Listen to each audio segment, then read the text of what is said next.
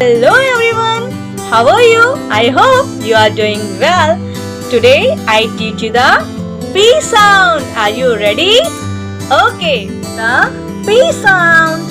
Puff out the candles on the pink. The P sound is puff.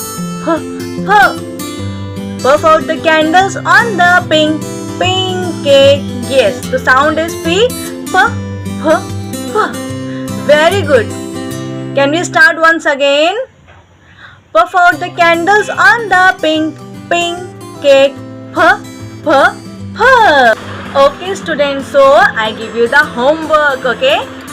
Write the 3-letter P sound in comment section below. Very good. I am waiting for your answer, okay?